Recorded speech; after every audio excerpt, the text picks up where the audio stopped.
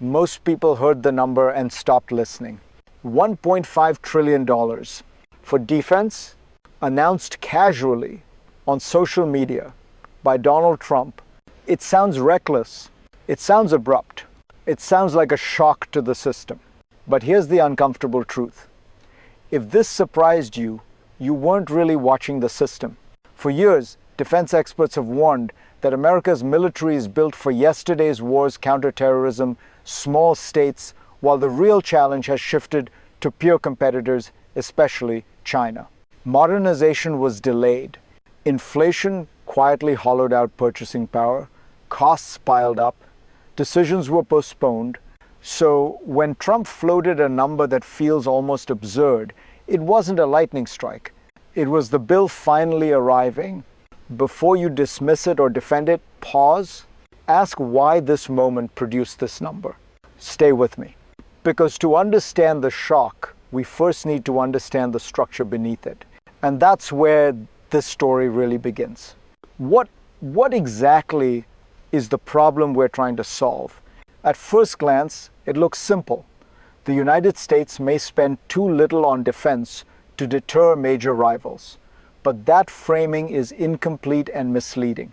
The real issue isn't just the size of the budget.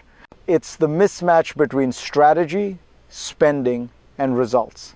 On paper, the Pentagon already spends hundreds of billions of dollars a year. Yet, year after year, programs run late, costs explode. Key systems, fighter jets, submarines, munitions arrive slower than promised. Meanwhile, inflation quietly erodes what those dollars can actually buy. So, when Trump proposes a $1.5 trillion defense budget, the question is not, is it big? It obviously is. The real question is, what is it trying to compensate for? Is it about deterring China? Is it about modernizing an aging force? Or is it an attempt to force a system, political, industrial, bureaucratic, that has resisted reform for decades to finally change? To answer that, we have to step back.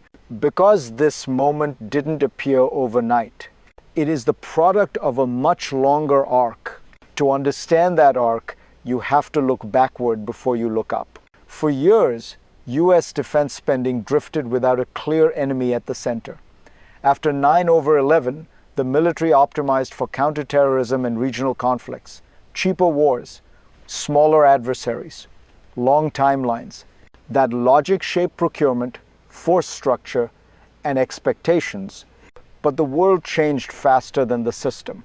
China emerged not as a regional challenge, but as a peer competitor. That shift demanded expensive answers. Advanced aircraft, missile defense, naval power, space, and cyber capabilities. Modern war, unlike counterinsurgency, is capital intensive. At the same time, budgets moved sideways. The FY 2026 request came in at $848.3 billion, slightly below the prior administration's proposal. Adjust for inflation, and purchasing power shrank. Early in Trump's second term, the Pentagon even cut roughly 8% of planned spending, searching for efficiency. Those choices didn't erase needs. They deferred them, so costs accumulated quietly, year after year, until the only remaining option was a leap, not a step. And that's when pressure turns into crisis. Which brings us to the first rupture. Then came the moment that broke the illusion of gradualism. A $1.5 trillion defense budget doesn't emerge from confidence. It emerges from compression when years of postponed decisions collide at once, because just months earlier, the signals pointed in the opposite direction. The Pentagon cut roughly 8% of its projected spending, about $50 billion annually. More efficiencies followed. Another $5 to $11 billion trimmed. The FY 2026 request landed at $848.3 billion, even lower than the previous administration's proposal. That wasn't expansion, that was restraint. And yet, inflation was quietly doing the opposite. It was shrinking real capability while the numbers stayed flat. The military wasn't standing still, it was falling behind. Only a last-minute infusion, $150 billion from the One Big Beautiful Bill Act, prevented an outright drop in purchasing power. But that wasn't a solution. It was a patch. So when Trump suddenly floated $1.5 trillion, it wasn't policy whiplash. It was the system admitting something it had avoided, saying out loud, the gap had become too large to manage quietly. If this feels chaotic, you're right. But chaos usually reveals something deeper. If you want to understand why the system behaves this way, stay with me. Because the real story isn't the crisis. It's the mechanism behind it. What sits beneath all of this is not ideology. It's architecture. The US defense system is built on a dangerous assumption that money, once approved, will reliably turn into capability. In reality, the pipeline between Congress and combat power is long, fragile, and clogged. The defense industrial base has struggled to deliver. Fighter jets slip years behind schedule. Submarines arrive late and over budget. Supply chains fracture. Skilled labor thins. When performance falters, incentives rarely change. That's why Trump's announcement arrived alongside an executive order aimed directly at contractors, restricting stock buybacks and corporate distributions when firms underperform on defense contracts.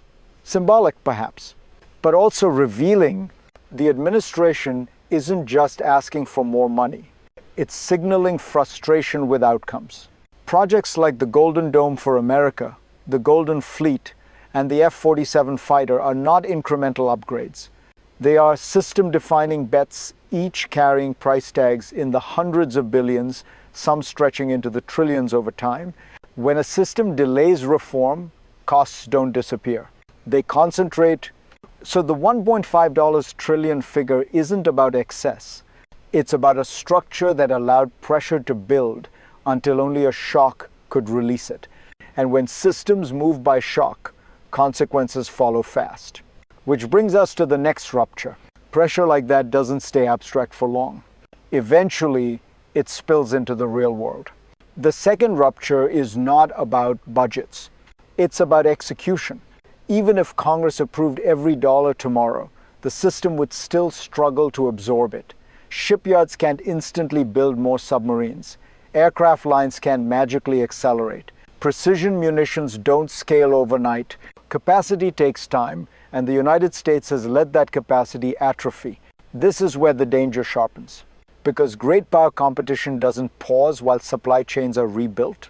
China doesn't slow down because the Pentagon is reforming procurement. Time becomes the most expensive variable of all.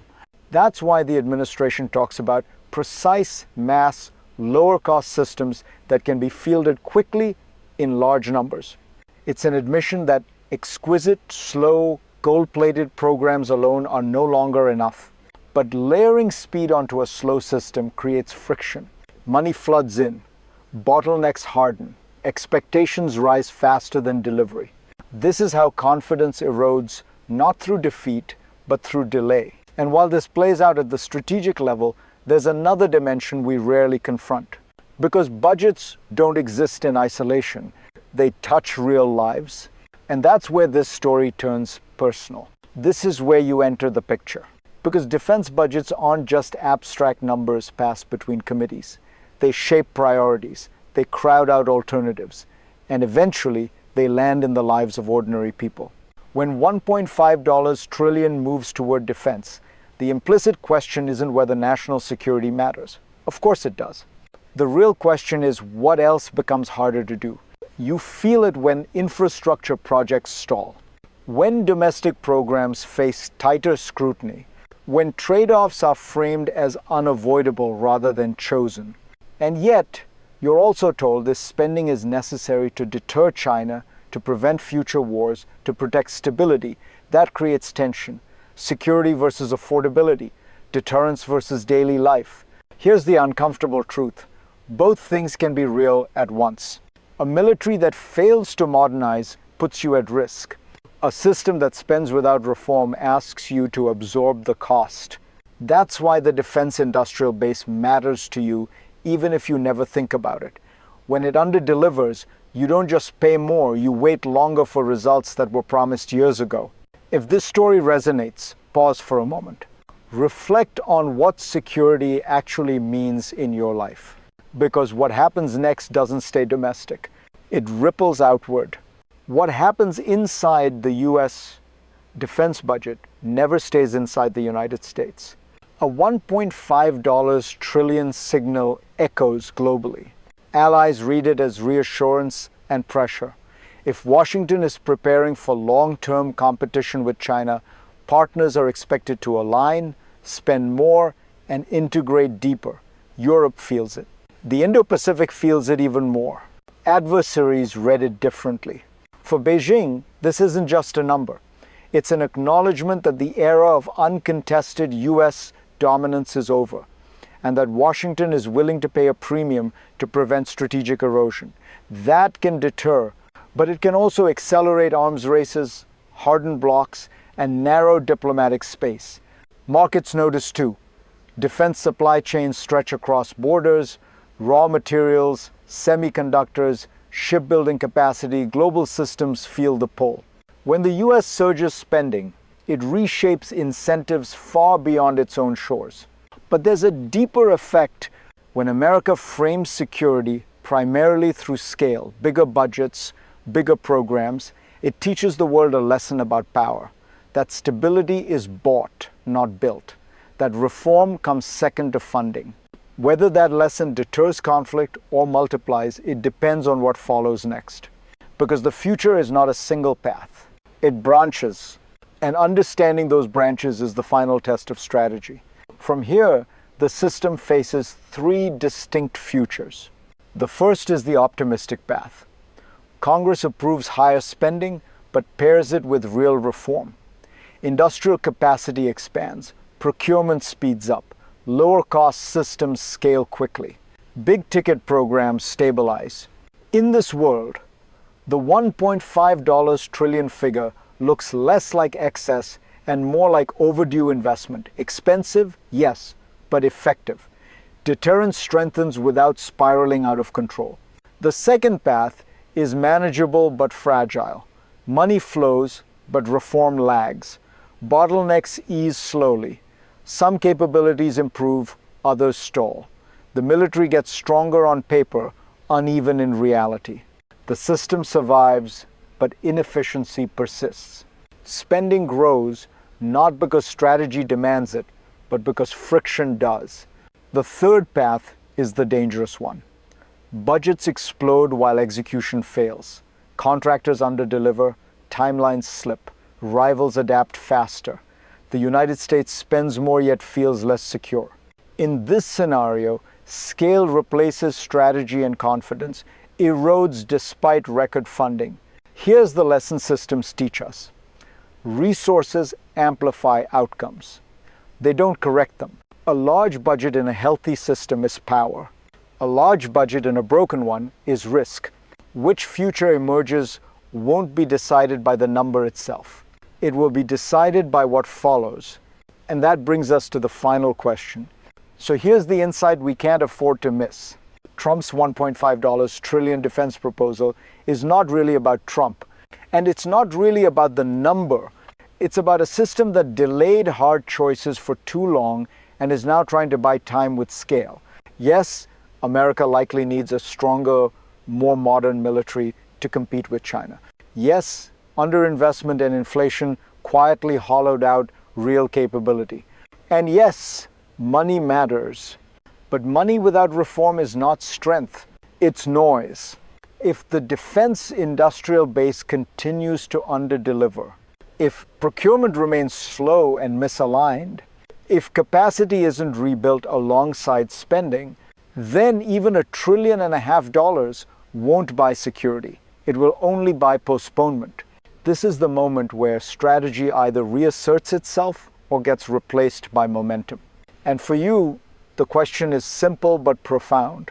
Do you want power built on systems that work or on numbers that impress?